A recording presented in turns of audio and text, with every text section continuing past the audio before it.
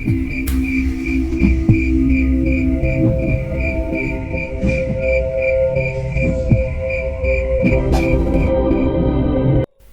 mendekati sebuah pendopo, di mana Kanti melihat seseorang sedang menari dengan gemulai di atas pendopo itu.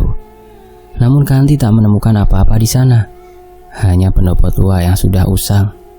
Kanti teringat akan pesan Datuk jika tak sepantasnya dirinya mencari tahu sejauh ini. Kanti segera turun dari pendopo, namun ada perasaan aneh yang seakan-akan menahan Kanti untuk pergi. Kanti menoleh ke arah pendopo itu lagi. Setelah diperhatikan dengan seksama, Kanti baru menyadari bahwa di balik pendopo itu ada sebuah pintu. Namun pintu itu digembok. Perasaan was-was akan muncul. Kanti mencoba mengetuk pintu itu, namun tak ada jawaban. Ketukan Kanti terhenti saat diri terdengar suara wanita sedang menyinden. Nyanyiannya membuat Kanti merasa tidak nyaman. Apakah ada orang di dalam? Teriak Kanti sembari berusaha mendobrak pintu itu.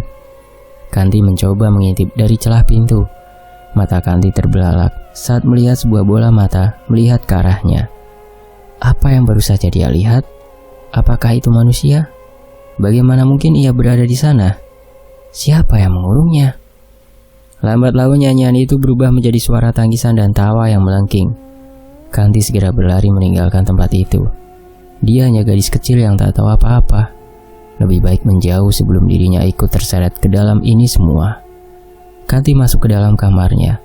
Rasa ketakutannya tak lagi ia tahan, sehingga membuatnya menangis. Tangisan Kanti seakan terhenti saat sesuatu menggedor-gedor jendela kamarnya. Tangan kecilnya mencoba meraih pengait jendela, menyibakkan tirai yang menutup jendela itu dengan perlahan membuka jendela. Namun tak ada apapun di sana, hanya rintik-rintik hujan yang mulai jatuh dari langit. Kanti mencoba memberanikan diri untuk melihat ke arah pendopo. Samar-samar Kanti melihat siluet seseorang sedang menari di sana. Tak lama tarian itu semakin menggila dan lagi-lagi siaran lelayu terdengar dari Toa Surau. Kanti segera menutup jendela kamarnya, berlari keluar kamarnya. Kanti mencoba mencari keberadaan Nirmala. Namun Kanti tak menemukan keberadaan Nirmala. Kanti berlari menembus hujan. Kanti mulai merasakan dadanya terasa nyeri dan sesak. Kanti berusaha sekuat tenaga tetap berjalan di bawah derasnya hujan. Aku di mana? Masa kamu tidak ingat kamu ada di mana? Datuk, kamu ngapain hujan-hujanan? Kanti mencoba mengingat kejadian sebelum dirinya tak sadarkan diri dan menceritakan semuanya ke Datuk. Tidak usah khawatir, kamu sudah kuberi pelindung. Gak akan ada satupun demit yang bisa melukai dirimu. Tapi Datuk, ibu, setelah ini ku antar pulang. Kanti tidak mau, Datuk. Kanti gak mau tinggal di rumah itu. Ini sudah takdirmu. Satu garis dengan susuk kantil hitam. Tidak ada yang bisa menyelesaikan masalah ini kecuali orang seperti dirimu. Dan lainnya yang bisa meruntuhkan susuk yang ada di dalam tubuh Nirmala. Tapi Datuk, perempuan yang ada di pendopo, kamu tidak usah takut dengannya. Dia masih manusia, sama sepertimu. Dia juga nantinya akan berperan sama sepertimu. Apa aku perlu membebaskannya? Tidak perlu. Jika ibumu tahu kamu akan dikurung sama sepertinya, lalu aku harus gimana, Datuk? Perbanyak doa dan tekuni sholat. Tapi ibu tidak memperbolehkan aku sholat. Aku yang akan bicara pada ibumu. Di sisi lain, Kanti menyirami bunga di halaman depan. Ternyata bunga kandil ini tak buruk, baunya pun harum. Pantas saja ibu sangat menyukainya. Kanti tidak pernah melihat Nirmala makan makanan yang sama seperti dirinya. Nirmala hanya memakan bunga kandil ini setiap harinya. Kanti menyisakan makanannya untuk ia berikan kepada wanita yang ada di pendopo. Kanti mengendap-endap untuk bisa sampai ke pendopo. Namun setelahnya, Kanti bingung bagaimana memberikan makanan ini kepada wanita itu. Kanti teringat, setiap kali surup, ia selalu melihat seseorang menari di atas pendopo ini. Kanti meletakkan makanan itu di depan pintu pendopo dan segera kembali ke kamarnya. Saat surup datang, Kanti melihat melalui jendela kamarnya. Namun Kanti tak melihat wanita itu menari. Kanti menajamkan pendengarannya, juga tak ada siaran orang meninggal. Apa ia hanya menari saat ada orang yang meninggal saja? Rasa penasaran membuat Kanti tak memperdulikan jika dirinya akan menerima hukuman dari Nirmala. Lagi pula rasa kemanusiaannya. menuntunnya untuk menyelamatkan wanita itu. Kanti mendekati pendopo, membuka pintu pendopo itu. Pintu berderit mengeluarkan suara gesekan antara besi pintu yang sudah berkarat. Ruangan itu sangat gelap, lembab, dan berbau apak dan juga pesing. Bagaimana bisa seseorang bertahan hidup di tempat seperti ini? Gelapnya ruangan membuat Kanti tak dapat melihat apapun. Kanti merasa ada sesuatu yang tengah berdiri di belakangnya. Kanti mencoba memberanikan diri untuk memutar badannya. Namun tangan itu membekapnya saat ia hendak berteriak. Diamlah, jangan sampai dia mendengar teriakanmu. Kamu siapa? Aku Rahayu. Apakah kau Kanti? Bagaimana kau bisa tahu namaku? Semua sudah digariskan oleh takdir. Untuk itu aku berusaha untuk tetap hidup. Takdir? Takdir macam apa yang mengharuskan seseorang tinggal di tempat seperti ini? Aku adalah satu-satunya abdi dalam keluarga Catra yang masih hidup. Namun aku harus kehilangan satu dari kedua bola mataku. Benar saja, wanita itu hanya memiliki satu bola mata. Wanita itu usianya hampir sama dengan Nirmala. Ya, dia adalah Rahayu, satu-satunya abdi dalam keluarga Catra yang selamat. Bertahun-tahun yang lalu, setelah Jaida lahir, Rahayu difitnah berselingkuh dengan Wahyu. Fitnah itu bertujuan agar Nirmala menghabisi nyawa Rahayu atas perintah Mbok Nipah, karena Mbok Nipah tahu bahwa Rahayu memiliki salah satu takdir Nirmala. Nirmala masih membiarkan Rahayu hidup, namun sebagai gantinya, Nirmala mengurung Rahayu di dalam pendopo yang sering Nirmala dan Rahayu gunakan untuk berlatih menari. Tak hanya itu, Nirmala mencongkel salah satu bola mata Rahayu. Saat pembakaran itu terjadi, tak ada satupun orang yang tahu jika Rahayu masih terkurung di sini. Bahkan Wahyu tidak tahu jika Nirmala tak membunuh Rahayu. Sementara itu, bagaimana manusia bertahun-tahun bisa hidup tanpa makan, tanpa minum? Tak mudah. Namun aku harus tetap bertahan, Kanti. Susuk kantil ireng harus dihentikan. Setidaknya kita bisa menolong Mbak Mala agar terbebas dari susuk kantil ireng. Bukankah tadi kamu menyebut nama Mbok Nipah? Siapa Mbok Nipah? Mbok Nipah sebenarnya adalah dukun laknat yang haus akan kecantikan dan keabadian. Untuk itu dia menjebak para gadis untuk memakai susuk kantil ireng. Lalu aku tidak tahu banyak soal ini. Itu tugasmu dan yang lain untuk mencari tahu. Aku dan yang lain? Sudah, jangan banyak tanya, Kanti. Sekarang kamu pergilah dari sini sebelum Nirmala menyadari keberadaanmu. Tidak, aku tidak akan membiarkanmu sendiri. Ikutlah denganku, aku akan membawamu ke rumah Datuk. Rahayu dan Kanti pun mengendap-endap untuk bisa keluar dari rumah Nirmala. Datuk, ini Kanti, buka Datuk. Kanti, bukankah aku sudah memperikatkanmu untuk tidak keluar dari rumah ibumu? Maafkan aku Datuk, aku terpaksa. Aku ingin Datuk menolong dia. Siapa dia? Wanita itu. Kau memang nekat, Kanti. Baiklah, aku akan menolongnya. Biarkan dia tinggal di sini dan kamu kembali ke rumah ibumu. Tapi Datuk, Kanti, untuk 3 bulan ke depan jangan pernah jauh-jauh dari tubuh Nirmala. Baik Datuk. Di sisi lain, Kanti, dari mana kamu? Nirmala menatap tajam ke arah Kanti. Dari... Kau bebaskan tawananku? Tanya Nirmala dengan nada membentak. Wajah Nirmala sangat-sangat menakutkan. Tapi aku hanya... Kembalilah ke kamarmu dan jangan kemana-mana tanpa seizinku. Kanti masuk ke dalam kamarnya. Baru kali ini Kanti melihat wajah marah Nirmala. Kanti merebahkan tubuhnya di atas dipan, menatap ke langit-langit kamarnya, memikirkan apa yang akan terjadi setelah ini. Rasa kantuk pun membuat Kanti tertidur. Di sisi lain, Jaida, mengapa kamu murung, nak? Jaida sedih, Paman. Akhir-akhir ini Jaida selalu bermimpi bertemu ibu. Ibu sangat menderita, Paman. Banyak sekali makhluk aneh yang memperebutkan ibu. Jaida, mungkin ini memang sudah waktunya kamu tahu soal ibumu. Hah? Benarkah Paman akan memberitahukan soal ibu? Bukan Paman, Jaida. Tapi ada seseorang yang harus kamu cari. Siapa, Paman? Sebelum bapakmu menemui ajalnya, ia pernah datang menemui Paman. ia memberikan buku ini pada paman.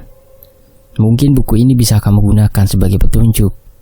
Ini buku milik Bapak, Batari, Widuri, Rahayu, Mbok Nipah. Siapa mereka, Paman? Paman juga tidak tahu, Jaida. Maaf jika Paman tidak bisa banyak membantu. Jaida membaca lembar demi lembar isi dari buku itu. Namun tak ada satupun petunjuk yang ditulis oleh Wahyu. Di lembar berikutnya tertulis Desa Kalimati. Di sisi lain, "Bu, hentikan, Bu!" Kanti berusaha menahan tubuh Nirmala. Namun tenaganya tak cukup kuat. "Ibu!" Nirmala berlari keluar. Kanti berusaha mengejar Nirmala. "Apa yang terjadi, Kanti?" tanya salah seorang warga. Pak, tolong panggilkan Datuk." "Baik, Kanti." Kanti berusaha untuk mengejar Nirmala yang terus berlari ke arah hutan. Ibu di mana?" Kanti mulai putus asa. Tak ada tanda-tanda keberadaan Nirmala. Sejauh mata memandang hanya ada pepohonan dan semak belukar yang semakin rimbun. Kanti kehilangan arah. Langit mulai gelap. Suara-suara dari binatang hutan mulai terdengar. Angin yang berhembus membuat nyali Kanti sedikit menciut. Untung saja Datuk dan Rahayu berhasil menemukan Kanti. "Apa yang terjadi, Kanti?" "Aku tidak tahu, Mbak. Tiba-tiba saja ibu berteriak setanan." "Sudah, kita tinggalkan dulu tempat ini. Tempat seperti ini tidak aman untuk manusia seperti kita." "Tapi Datuk, ibu belum ketemu." "Sudah, ibumu kita cari besok pagi." Rupanya demi menepati janjinya membuat Nirmala menahan sakitnya. Tumbal hewan saja tidak cukup. Susuk yang ada di tubuh Nirmala mulai memberontak dan meminta tumbalnya kembali. Nirmala mencoba untuk tidak melukai warga desa lagi. Namun yang terjadi, susuk itu menggerogoti tubuhnya. "Datuk, apa yang terjadi pada ibu?" "Tenanglah dulu, Kanti. Mbak Mala pasti baik-baik saja." "Tidak, Mbak. Aku melihat ibu mencakar tubuhnya sendiri dan wajah ibu berubah layaknya nenek-nenek buruk rupa." Rupanya Nirmala menepati janjinya," kata Datuk. "Janji apa, Datuk?" "Nirmala berjanji untuk tidak menumbalkan Kanti hingga ia mengizinkanku memasang pelindung di tubuhmu. Jadi itu alasan mengapa ibu seolah menjauhiku?" "Benar, Kanti. Kamu sama seperti putri kandungnya, Jaida. Kalian sama-sama memiliki geteh anget." "Apa Mbak Ayu tahu di mana Jaida berada?" "Setauku sejak bayi Jaida diurus oleh kakeknya, karena ia tidak bisa disatukan dengan Nirmala." Malam harinya Kanti tidak bisa tidur. Ia mendengar suara rintihan Nirmala yang terus meminta tolong, serta bau bunga kantil yang sangat semegrak. Kanti berusaha mencari sumber suara tersebut. Seketika tubuhnya mematung saat di hadapannya berdiri seorang Nirmala dengan tubuh dan wajah yang hancur. Borok memenuhi seluruh tubuh dan wajahnya, hingga belatung berjatuhan dari luka borok yang ada di tubuh Nirmala. Bau anyir bercampur busuk membuat Kanti tak dapat menahan untuk tak menutup hidungnya. Saat tangan Nirmala akan meraih wajah Kanti, tiba-tiba saja Kanti merasakan pandangannya kabur dan kesadarannya perlahan mulai menghilang. Di sisi lain, "Jaida, kamu mau kemana?" tanya Paman Wira yang selama ini ditugaskan untuk mengasuh Jaida. "Paman, Jaida izin untuk pergi ke Desa Kalimati." "Desa Kalimati?" "Iya, Paman. Bapak tak menuliskan petunjuk apapun. Hanya nama-nama yang kemarin Jaida sebutkan serta nama sebuah desa." "Sebaiknya kamu tidak pergi sendiri, Jaida. Ajaklah Bara pergi bersamamu. Setidaknya dengan adanya Bara bersamamu, Paman bisa sedikit lebih tenang. Jika Bara ikut bersama Jaida nanti, yang bantu Paman mengurus pondok siapa? Di sini kan masih ada yang lain yang akan membantu Paman. Kamu tidak perlu khawatirkan Paman." "Baiklah, Paman. Jaida akan pergi bersama Bara." Bara adalah putra bungsu dari Paman Wira. Usianya seumuran dengan Jaida. Dan entah mengapa kakek dan Paman Wira sangat mempercayakan Jaida pada Bara. Padahal menurut Jaida, Bara adalah cowok tengil dan pembuat onar. Contohnya saja sekarang Bara sedang nangkring di pohon mangga milik Pak Pardi sembari menghafalkan ayat-ayat Al-Quran sambil makan mangga milik Pak Pardi tentunya. Walaupun ratusan kali dihukum oleh Pak Pardi, besoknya Bara akan mengulanginya lagi. Tapi di sisi lain, Bara adalah sosok lelaki yang bertanggung jawab, pemberani dan cerdas. "Bara, turun!" "Ada apa?" Pama nyuruh kamu buat nemenin aku. Mau kemana emangnya? Kamu turun dulu, nanti aku ceritain di rumah. Sampailah di rumah. Kamu beneran mau mencari ibumu? Iya, makanya Pama nyuruh kamu buat nemenin aku. Memangnya kamu tahu ibumu ada di mana? Tidak. Ya, jika kamu gak tahu terus bagaimana nyarinya? Kalau kamu gak mau udah ya aku pergi sendiri ya. Iya ya, mau gak mau aku harus mau. Bisa-bisa aku gak diaku anak kalau hal buruk terjadi sama kamu. Dan setelah menyiapkan semua keperluan selama di perjalanan, Jaida dan Bara memulai perjalanan mereka ke desa Kalimati. Perjalanan mereka cukup jauh, dan ini pertama kalinya untuk Jaida keluar dari pondok Paman Wira. Jaida merebahkan kepalanya pada sandaran kursi bus. Mimpi itu hadir kembali, suara rintihan Nirmala, kembang kantil ireng, dan puluhan demit yang memperebutkan tubuh Nirmala. Jaida, bangun. Kamu kenapa? Bara, kita di mana, Bara? Kamu pikun. Kita kan masih di dalam bus. Oh, nih minum. Makanya kalau mau tidur itu berdoa. Iya. Ya sudah, kamu istirahat lagi aja. Perjalanan kita masih jauh. Tak ingin mimpi itu kembali lagi, Jaida memilih melihat ke arah jendela. Perjalanan yang didominasi pemandangan hutan membuat Jaida merasa bosan. Namun perhatian Jaida terusik saat samar-samar Jaida melihat wanita berpakaian adat Jawa, lengkap dengan sanggul, berdiri di tengah hutan, seperti tersenyum ke arah Jaida. Ada apa? Enggak ada apa-apa. Kalau ada apa-apa, kamu butuh sesuatu jangan sungkan, aku pasti bantu. Iya, Bara. Bara merasakan ada yang aneh dari Jaida, namun ia tak mau memaksa Jaida untuk bercerita. Sebenarnya sejak awal perjalanan, Bara sudah merasakan hal ganjil, seperti ada yang sedang mengawasi mereka berdua. Namun Bara memilih untuk menyimpannya sendiri, karena tak ingin membuat Jaida khawatir. Dan sebelum pergi ayahnya sudah memberi banyak wejangan kepada Bara. Jika ayahnya sudah mempercayakan Jaida kepadanya itu, artinya akan ada sesuatu yang terjadi pada Jaida. Bara merasakan jika ini bukan perjalanan biasa, karena perasaan dan instingnya dari tadi sangat sensitif. Bara bisa merasakan jika Jaida juga merasakannya. Bara mencoba bersikap tenang, mungkin sembari membacakan ayat-ayat suci untuk menjaga dirinya dan Jaida. Permisi Pak, mau tanya, apa ini benar desa Kalimati? Tanya Bara kepada tukang ojek. Desa Kalimati masih jauh Mas dari sini. Masnya dan mbaknya ini ada perlu apa ya ke sana? Saya mau nyari ibu saya, Pak. Apa Bapak bisa antar kami ke sana? Jawab Jaida. Waduh, gimana ya Mbak? Jaida merasa ada yang aneh ketika Jaida meminta tukang ojek untuk mengantar Jaida dan Bara ke desa Kalimati. Para tukang ojek saling lirik satu sama lain, seperti enggan untuk mengantar ke desa itu. Bagaimana Pak? Nanti ongkosnya saya tambahin gak apa-apa, bujuk Jaida. Bukan masalah ongkos Mbak, tetapi tukang ojek itu tak melanjutkan ucapannya. Pak Mahdi, ini ada yang minta diantar ke desa Kalimati. Nah terus kenapa kok ndak diantar? Pak, kamu itu loh, ndak baik nolak rezeki. Mbaknya sama masnya mau desa Kalimati. Ya, mari saya antar. Jul, ayo. Iya Pak, terima kasih ya. Loh Pak, kok sama aku toh? Protes Panjul. Sudah, ndak elok nolak rezeki. Di sepanjang perjalanan Jaida merasakan tengkuk lehernya merinding.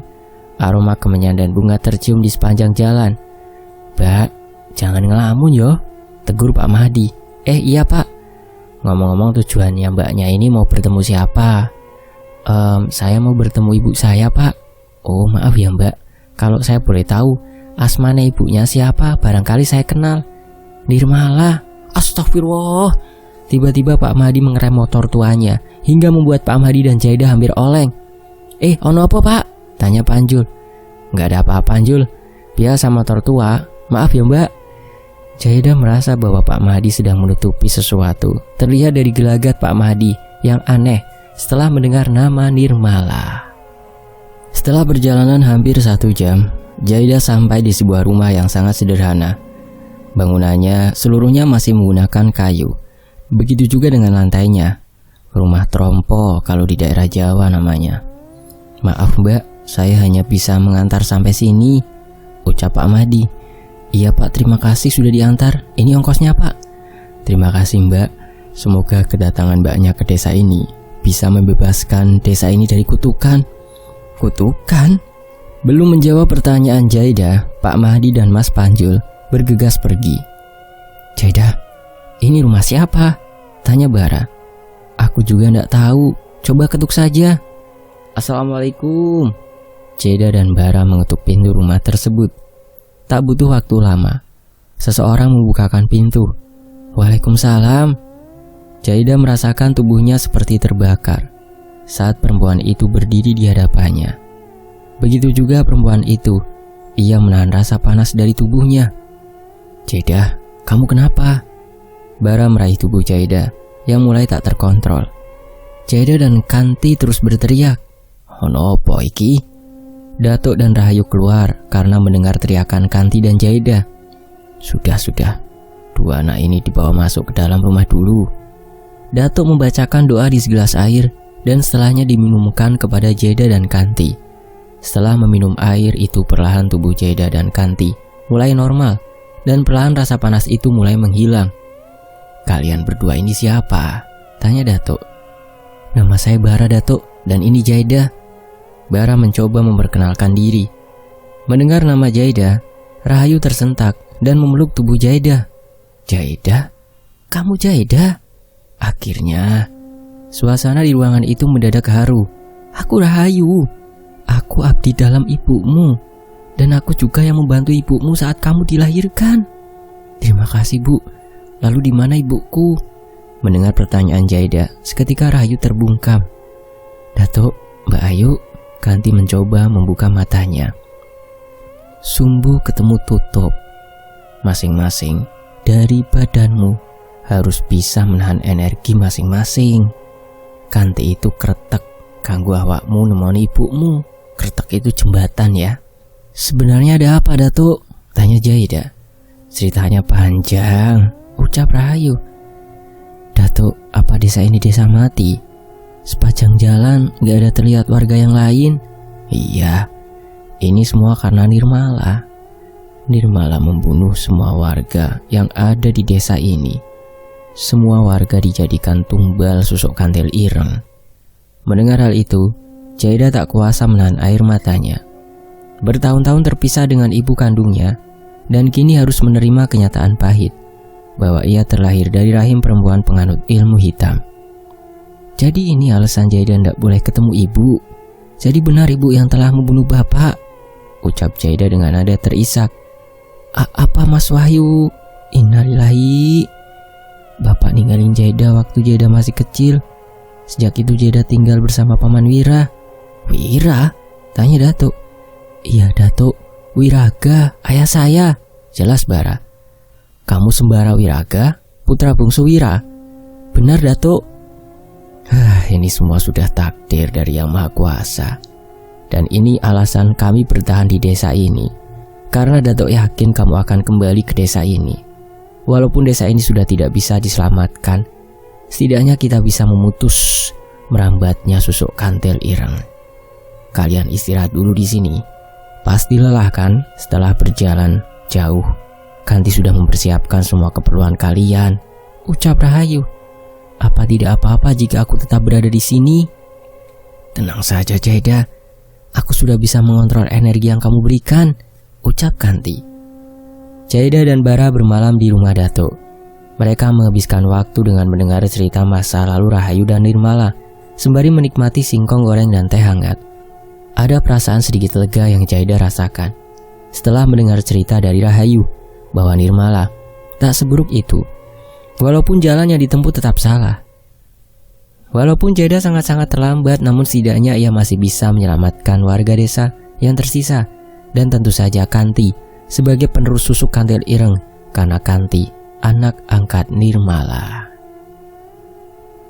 Kalian serius akan berangkat pagi ini? Tanya Datuk. Lebih cepat lebih baik Datuk. Kami akan mampir ke rumah keluarga Catra terlebih dahulu. Siapa tahu ada petunjuk untuk kami, ucap Jaidah. Rahayu, apa kamu ikut dengan mereka semua? Tidak Datuk, biarkan Mbak Ayu di sini saja. Mbak Ayu sudah cukup menderita karena ibu. Tapi Jaidah, sudahlah Mbak. Jaidah gak mau Mbak Ayu akan terluka nantinya. Mbak Ayu cukup doakan kami saja. Baiklah Jaida, kalian semua hati-hati. Jangan sampai lengah. Tetap waspada dan saling menjaga. Jaida, bawalah ini bersama kalian. Gunakan keris ini sebaik mungkin. Kami pamit Datuk, ucap Bara yang diikuti Jaida dan Kanti. Di sepanjang perjalanan, Kanti hanya tertunduk diam tanpa mengucapkan sepatah kata pun. Saat diajak bicara pun, tak ada respon apapun dari Kanti. Kanti, panggil Bara. Kanti, hei, panggil Bara kembali. Iya ada apa? Kamu melamun. Kamu kenapa sih Kanti? Tanya Jaida khawatir. Jaida, aku merasakan firasat yang tidak baik. Aku takut terjadi hal buruk sama kita. Kita berdoa saja. Semoga niat baik kita bisa membawa kebaikan juga. Bara mencoba menenangkan. Kanti, aku berjanji kamu akan kembali dengan selamat. Mendengar ucapan Jaida memudarkan sedikit keraguan di hati Kanti. Walaupun masih ada satu hal terasa mengganjal yang tak bisa ia jelaskan. Kanti, Jaida dan Bara melanjutkan perjalanan menuju rumah keluarga Catra. Setibanya di rumah keluarga Catra, berdiri seorang perempuan dengan tas ransel di punggungnya, menatap ke arah rumah. Permisi, mbaknya ini siapa ya? Sapa Bara seramah mungkin. Namun wanita itu tak menjawab sapaan Bara, malah pergi begitu saja. Mbak, kok pergi? Kanti mencoba menahan wanita itu. Mbak, maaf, jangan pergi dulu. Saya bisa bantu kamu, ucap Kanti, dan wanita itu seketika menghentikan langkahnya dan menoleh ke tempat Kanti berdiri. Aiin, ucap wanita itu. Kanti mengerutkan dahi mendengar ucapan wanita itu. Maaf, saya tidak mengerti maksud ucapanmu. Italong au. Wanita itu menangis. Namun Kanti masih bingung dan tidak mengerti dengan apa yang diucapkan wanita itu. Jaida dan Bara mencoba mendekat ke tempat Kanti dan wanita itu. Nama kamu siapa? Tanya Jaida. Ayang. Namamu Ayang? Tanya Bara. Uan Ayang, ama Ayang. Iya Ayang kan? Uang. Sudah kamu tulis saja apa yang kamu katakan di buku ini ya. Jaida menyerahkan buku miliknya. Wanita itu menuliskan namanya adalah Mayang. Dia minta tolong agar dilepaskan dari jerat yang selama ini membuat hidupnya tidak tenang. Teman-temannya menjadi korban tumbal Nirmala. Setiap malam teman-temannya selalu datang untuk meminta tolong. Dan alasan mengapa dirinya saat ini tidak bisa berbicara adalah Nirmala telah memotong lidahnya sebagai ganti nyawanya. Atas nama ibuku aku meminta maaf ya kepadamu dan ketiga temanmu, ucap Jaida. Ucap Mayang sembari menatap tajam ke arah Jaida. Hampir saja Mayang melampiaskan marahnya kepada Jaida. Namun Kanti segera menarik tubuh Mayang. Sudahlah Mayang, gak ada gunanya kamu melampiaskan amarahmu pada Jaida. Dia tidak bersalah. Tak apa Mayang, jika dengan memukulku bisa membuatmu sedikit lega, lakukanlah. Meski itu tak bisa mengembalikan nyawa teman-temanmu, ucap Jaida kepada Mayang. Ikin auat. Udah lebih baik kita bersama-sama menyelesaikan semua ini, ucap Bara. Kamu mau kan membantu kami Mayang? Tanya Jaida. Tak ada jawaban dari Mayang. Namun tak ada penolakan juga dari Mayang. Jaida dan yang lain memasuki rumah itu. Kanti, di mana kamarnya? Tanya Bara. Di sebelah sana. Kanti menuju kamar Nirmala dan diikuti dengan yang lain. Nyali mereka ciut saat memasuki kamar Nirmala. Entah mengapa, aura dalam kamar Nirmala terasa berbeda. Belum lagi bau bangkai yang sangat menyengat. Namun mereka harus menemukan di mana kotak itu berada. Kanti merasakan ada yang tengah mengawasi di dalam kamar ini. Mereka tak hanya berempat, tapi ada yang lain di kamar ini.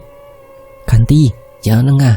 Cepat cari kotak itu agar kita bisa segera pergi dari kamar ini, teriak Bara. Setelah hampir 1 jam mencari, akhirnya Mayang berhasil menemukan kotak itu. Teriak Mayang sembari menunjukkan kotak itu. Bara segera menarik Kanti keluar dari rumah itu. Kanti merasakan sesak di dadanya, dan bayangan perempuan menari berputar di otaknya. Kanti, lawan Kanti, teriak Jaida. Bara mencoba merapalkan doa-doa untuk menyadarkan Kanti. Perlahan-lahan kesadaran Kanti mulai kembali. Mayang menyerahkan kotak itu kepada Jaida. Namun Bara melihat senyum aneh dari bibir Mayang. Tak ingin berprasangka buruk, Bara mencoba mengalihkan perhatiannya dari Mayang. Bara menghampiri Kanti yang masih terduduk lemas. "Apa kamu masih sanggup?" tanya Bara yang diikuti anggukan oleh Kanti. "Tapi kalau kamu gak kuat, kamu bisa kembali ke rumah Dato sebelum kita masuk ke hutan," ucap Jaida. "Tenang Jaida, aku sudah pernah mengalami ini sebelumnya." "Iya, Aang." Mayang berjalan meninggalkan yang lain. Sebelum Surup datang, harus sampai di gubuk tengah hutan yang Datuk ceritakan.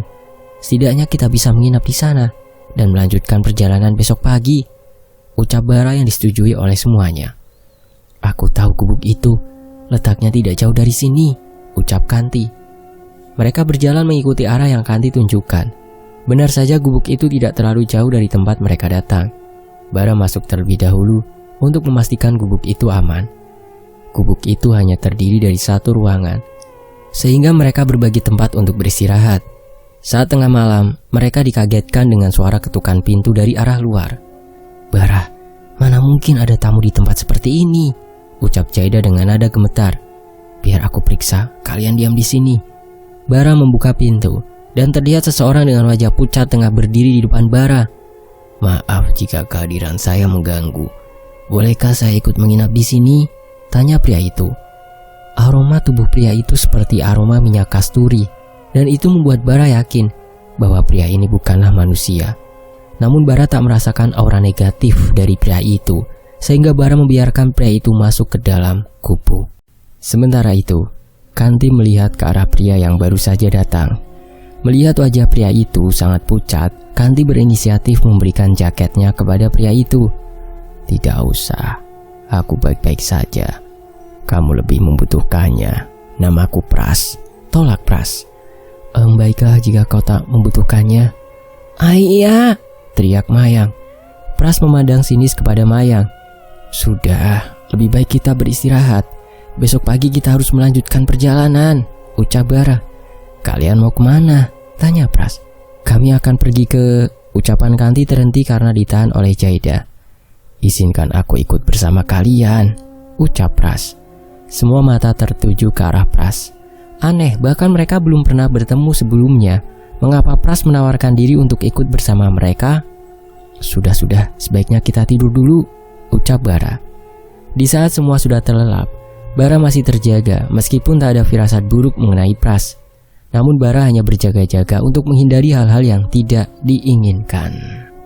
Pras memang terlihat seperti manusia pada umumnya. Tak ada yang berbeda dari fisiknya. Bahkan kaki Pras juga menapak ke tanah. Namun aroma tubuh Pras seperti memberi isyarat bahwa dirinya bukan manusia. Sepanjang malam Bara memikirkan hal itu.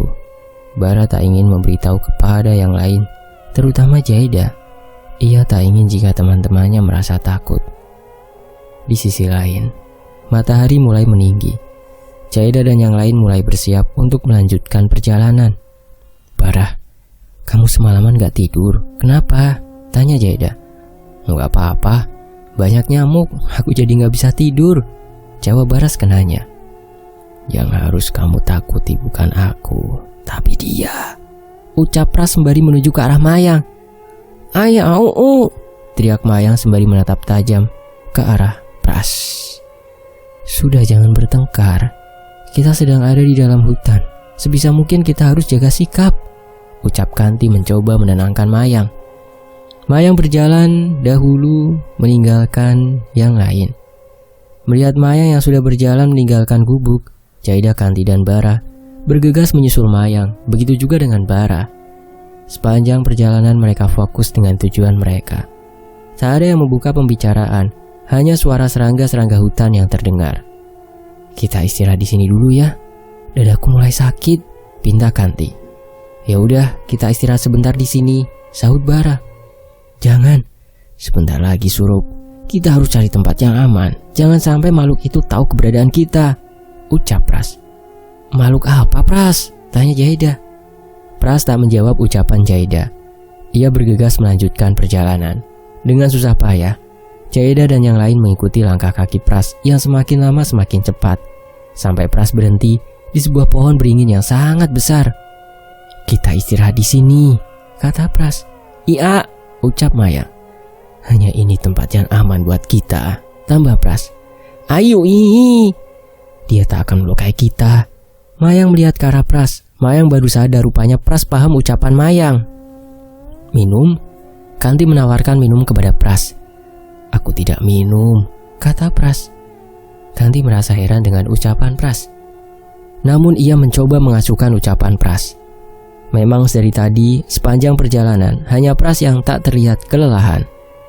Pras, makhluk apa yang kamu maksud tadi? Tanya Jaida. Kamu nanti juga tahu. Bukankah kamu membawa keris di tasmu? Keluarkan keris itu dan tancapkan di tanah. Setidaknya keris itu bisa melindungi kita dari makhluk itu. Dari mana kau tahu? Sudah, cepatlah, sebelum kita jadi makan malam makhluk itu. Lalu Jaida mengambil keris pemberian Datuk, melafalkan doa yang diberikan Datuk, dan menancapkan keris itu di atas tanah. Magis, ya, itu yang sekiranya terjadi setelah keris itu ditancapkan di tanah. Seperti ada kabut putih yang mengelilingi sekitaran pohon beringin tempat Jaida dan yang lain berada.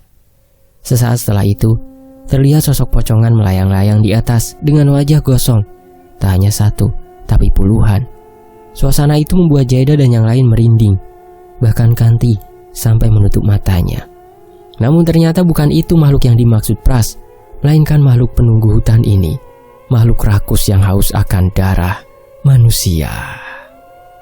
Kriak, kriak, kriak. Pras, makhluk apa itu?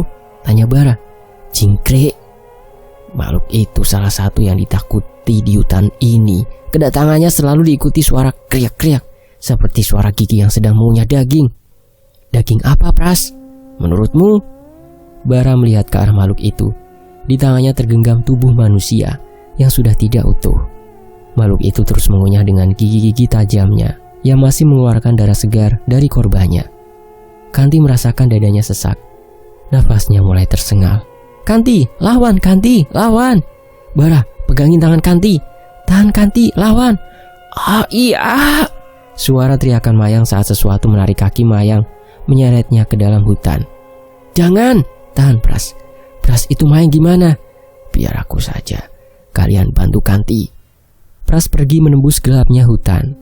Suasana hutan semakin malam semakin mencekam. Makhluk-makhluk penghuni hutan mulai menampakkan eksistensinya. Tawa wanita berwajah pucat di atas pohon mengayunkan kakinya sembari tertawa. Kepalanya tak di tempat seharusnya, melainkan dicengkeram oleh tangannya. Bara, itu. Tenang Jaida. Kita manusia makhluk ciptaan Allah yang paling sempurna. Tak sepantasnya kita takut dengan demit macam dia, ucap Bara. Tawa demit itu semakin melengking. Ekspresi wajahnya berubah menjadi ekspresi penuh amarah. Demit itu melempar kepalanya ke arah Jaida. Jaida berteriak, berlari menjauh. Jaida, tunggu! Teriak Bara. Krek, krek, krek. Cingkrek menatap tajam ke arah Kanti. Kanti, bangun Kanti. Sadar Kanti. Bara memapah Kanti bersembunyi dari Cingkrek. Bara! Jaida tersesat ke dalam hutan terpisah dari yang lain. Tubuh Jaida bergetar saat di hadapannya berdiri sosok tinggi, besar, bertaring. Makhluk itu menunjukkan gigi-gigi tajamnya dengan terus mengunyah. Kriak, kriak. Jaida berlari sekuat tenaga menerjang semak belukar. Jalanan yang berbatu dan berlumut membuat Jaida sesekali terpleset karena menginjak batuan yang licin karena ditumbuhi lumut. Kriak, kriak. Suara itu kembali terdengar. Dengan sisa-sisa tenaganya Jaida kembali berlari menjauhi makhluk itu. Namun angka kecil Jaida tak ada apa-apanya dibandingkan dengan makhluk bernama Cingkrek yang memiliki ukuran 10 kali lipat lebih besar dari Jaida. Cetar! Seseorang memecut tubuh makhluk itu dengan pecut yang terbuat dari bambu kuning. Makhluk tersebut mengerang, menjatuhkan tubuh Jaida. Jaida diselamatkan seorang kakek berjenggot. Aku di mana? Jangan banyak bergerak. Lukamu lumayan parah. Benar saja ada luka robek di tangan Jaida. Minum ini. Ini apa kek? Ini jamu dari rempah hutan. Setidaknya bisa mengurangi rasa sakitmu. Rasa pahit membuat Jaida memuntahkan jamu itu. Terima kasih kek, sudah menyelamatkan Jaida. Panggil saja Ki Ageng. Aki tinggal di sini. Iya, Aki kuncan di hutan ini. Jadi Aki tahu di mana letak grojogan dengan mata air 1000? Oh, apa kamu ke tempat itu? Saya ingin mencari ibu saya, Ki. Apa Aki bisa ngasih tahu caranya agar bisa sampai ke tempat itu, Ki? Sangat berbahaya untuk bisa sampai ke tempat itu. Tempat itu memiliki dimensi yang berbeda, dan di sana titik utama dunia gaib. Orang yang bisa sampai ke sana hanyalah orang yang benar-benar putih atau orang yang sangat-sangat hitam. Dan untuk bisa sampai ke sana, nyawa taruhannya. Apa yang ibumu lakukan hingga ia harus terjebak ke tempat terkutuk itu? Ibuku penganut susu kantil ireng, Ki. Abot wes, berat, sudah ndak bisa diselamatkan. Tapi Ki, aku tidak ingin melihat ibuku menderita. Pasti ada cara agar aku bisa selamatkan ibuku dari tempat itu. Kau mau kemana? Ini sudah malam. Kamu tidak tahu ada apa di dalam sana. Bisa jadi jingkrek masih mengincarmu. Menginaplah dulu di sini sampai keadaanmu lebih baik. Olong. Mayang, panggil Pras. Teriak Mayang. Pras berusaha mengejar makhluk yang menyeret Mayang. Semakin lama suara teriakan Mayang semakin jauh terdengar. Mayang, teriak Pras. Pras, seseorang memanggil Pras dari dalam hutan. Suara itu terdengar familiar bagi Pras. Pras mendekati suara panggilan itu. Ayah. Pras terkejut di hadapannya berdiri sosok yang paling dirindukannya. Pras, kamu harus menyelamatkan Jaida, Kanti dan Bara. Mereka dalam bahaya. Lalu bagaimana dengan Mayang, Ayah? Makhluk itu tidak akan melukai Mayang. Bagaimana mungkin, Ayah? Nanti kamu akan tahu. Sekarang kembalilah ke tempat kalian berkumpul. Temukan keberadaan Jaida dan yang lain. Iya, Ayah. Pras berlari kembali ke pohon beringin tempat awal mereka berkumpul. Pras baru sadar ada sesuatu yang ingin ia katakan kepada ayahnya. Namun saat Pras menoleh, sukma ayahnya sudah tidak ada. Raut wajah Pras nampak kecewa. Namun masih ada yang harus Pras lakukan. Bara, apakah makhluk itu masih mengejar kita? Entahlah, Kanti. Setidaknya kita ada waktu untuk mengatur nafas. Bara, di mana Jaida? Aku tidak tahu, Kanti. Bara memalingkan wajahnya. Tak dapat ia pungkiri, dari tadi ia mengkhawatirkan keadaan Jaida. Bara, maafkan aku. Maaf untuk apa, Kanti? Demi menyelamatkan aku, kamu terpisah dari Jaida. Sudahlah, ini bukan salahmu. Kita cari Jaida nanti saat semuanya sudah aman. Bara merasakan ada sesuatu yang menetes di atas kepalanya. Darah. Ya, darah segar itu berasal dari jingkrek, terus menetes dari mulutnya. Bara, itu! Lari, Kanti! Bara dan Kanti berlari sekuat tenaga menghindari tangkapan jingkrek. Namun sayangnya, Kanti tersandung batu di depannya sehingga membuat Kanti jatuh tersungkur. Dan jingkrek berhasil menangkap tubuh Kanti. Dari sisi hutan yang lain, terdengar suara pecutan daun kelor. Tar, tar, tar. Pras berhasil membuat jingkrek ketakutan dengan pecutan daun kelor. Kanti berhasil selamat. Kanti, kamu tidak apa-apa? Bara dan Pras membantu Kanti. Pras, bagaimana bisa kamu tahu kelemahan jingkrek? Tanya Kanti. Pras tak memberi jawaban apapun, hanya senyum tipis yang cukup dingin. Mungkin Pras merupakan sosok pria yang misterius dan dingin. Kalau bahasa gaulnya, cowok cool. Hehehe. Pras, di mana Mayang? Tanya Bara. Aku tidak berhasil menemukannya. Apakah dia masih hidup? Semoga. Kita harus mencari di mana Jaida sekarang, karena kunci dari semua ini adalah Jaida. Pras berjalan mendahului Bara dan Kanti. Pras, apa boleh aku bertanya sesuatu? Tanya Kanti. Silahkan. Mengapa kamu begitu membenci Mayang? Apakah terlihat separah itu? Tidak, Pras. Maksudku, apa ada sesuatu yang kamu tahu soal Mayang sampai membuat sikapmu begitu dingin terhadap Mayang? Mengapa manusia selalu ingin tahu urusan orang lain? Apa maksudmu dengan manusia, Pras? Sudahlah, Kanti. Mungkin Pras tidak ingin memberitahu kita. Tapi Bara, sikapnya tidak mencerminkan seorang manusia. Ucapan Kanti membuat Bara tersentak. Andai Kanti tahu bahwa Pras bukanlah manusia, pasti dia akan menyesal telah mengucapkan hal itu. Untung saja tak ada reaksi apapun yang Pras perlihatkan. Pras terus berjalan tanpa menggubris Kanti yang masih terlihat kesal padanya. Hari sudah mulai gelap, Pras. Kita lanjut atau berhenti dulu? Iya, aku sudah sangat lelah. Kita berhenti dulu. Sebentar lagi suruk. Kita harus lebih hati-hati dan waspada. Gunakan indera pendengaran kalian sebaik mungkin, karena di waktu malam, indera penglihatan tak bisa diandalkan. Satu hal lagi, apapun yang kalian dengar, jangan pernah menoleh ataupun merespon panggilan tersebut. Tetaplah berjalan apapun yang terjadi. Memangnya ada apa, Pras? Kau akan tahu setelah ini. Sementara itu, di sisi lain, Ki, terima kasih sudah menolong saya. Saya mohon pamit untuk melanjutkan perjalanan kami. Sudah sepatutnya, sebagai makhluk ciptaannya, kita saling menolong satu sama lain. Terima kasih banyak, Ki, sudah memberikan kami tumpangan menginap. Saya janji akan mengunjungi Aki lagi, ucap Bara. Sebaiknya jangan pernah punya pikiran untuk kembali lagi ke hutan ini.